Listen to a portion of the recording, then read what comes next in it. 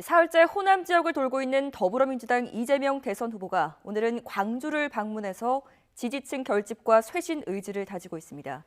선대위 인선 문제로 내홍을 겪던 국민의힘 윤석열 후보는 청년 조직을 띄우며 2030 표심 공략에 나섭니다. 취재기자 연결합니다. 박석영 기자. 네, 국회입니다.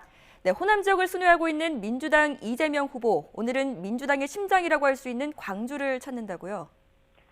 네, 목포에 이어 전남 신안과 해남, 장흥, 강진, 여수 등을 훑은 이재명 후보. 순회 사흘째인 오늘은 광주를 누비고 있습니다. 연일 안방 민심을 다잡고 지지층 결집에 주력하고 있는 건데요. 오늘 오전에는 5.18 민주화 운동 당시 시민을 피신시키고 구호 활동을 했던 광주 양림교회에서 예배를 했습니다. 이 자리에서 5.18 민주화 운동에 대한 역사 왜곡을 바로잡고 반인륜 처벌법을 제정하겠다고 말했습니다. 이 후보의 말 직접 들어보겠습니다. 반역행위 또 학살행위에 대해서 힘이 있으면 처벌을 면하고 오히려 추앙받는 이 비정상을 반드시 정상화시켜야 됩니다. 그 길은 국가폭력범죄나 집단학살과 같은 반인륜 범죄에 대해서는 시효가 없다는 것을 분명하게 하고, 이 후보는 조금 전인 11시 반에는 송정 5.1시장을 방문해 코로나19로 피해를 입은 상인들을 만나 다독였습니다. 오후 3시에는 김대중 컨벤션 센터에서 열리는 광주 대전환 선거대책위원회 출범식에 참석합니다. 첫 지역 선대위를 광주로 선택한 건데 18살 고등학교 3학년 학생과 시각장애인 영화감독 등 2030 청년들을 공동선대위원장에 임명할 계획입니다. 기존 현역 국회의원들이 중심이 되던 모습에서 벗어나 쇄신의 계기를 마련하려는 뜻으로 읽힙니다. 네. 자, 국민의힘 윤석열 후보는 오늘 후보 직속의 청년 조직을 출범한다고요?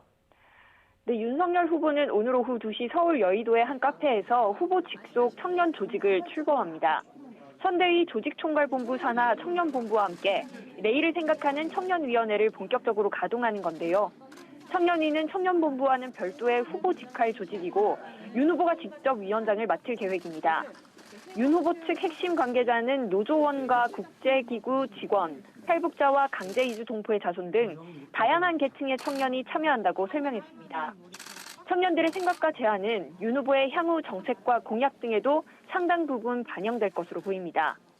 이런 가운데 사실상 선대위 원톱 역할을 맡게 될 것으로 보이는 김병준 상임선대위원장은 오늘 오전 11시 국회에서 기자회견을 열고 민주당 이재명 후보에 대한 비판의 목소리를 냈습니다. 김 위원장은 이 후보가 조카의 살인죄를 변호한 것과 관련해 사과했지만 진정한 사과는 아니라고 생각한다며 폭력적 심성을 가진 사람이 국가 권력을 주면 안 된다고 지적했습니다. 김종인 전 비대위원장 선대위 합류에 대한 기자들의 질문에는 말을 아꼈는데 현재는 선대위를 움직이지 않을 수 없으니 자신이 할 일을 할 뿐이라고 했습니다. 들어보겠습니다. 그 문제는 제가 이야기를 드리지 않는 게 좋을 것 같습니다. 이재명 후보가 말하자면 저쪽 후보가 되지 않았더라면 제가 굳이 이렇게 적극적인 역할을 하겠다고 나섰을까 할 정도로 다른 분은 몰라도 이재명 후보만은 안 된다라는 그 제 확신이 있기 때문에 제가 이 상임위원장도 수락을 했고. 윤 후보는 내일 최고위원회의에 참석한 뒤 첫 지역 순회 일정으로 2박 3일 동안 충청 지역을 방문할 예정입니다. 윤 후보 측 관계자는 충청권이 윤 후보 본가가 있는 곳인데다가 모든 선거의 캐스팅 보트 지역인 만큼 선대위 첫 지방 일정으로 정했다고 설명했습니다. 지금까지 국회에서 YTN 박석영입니다.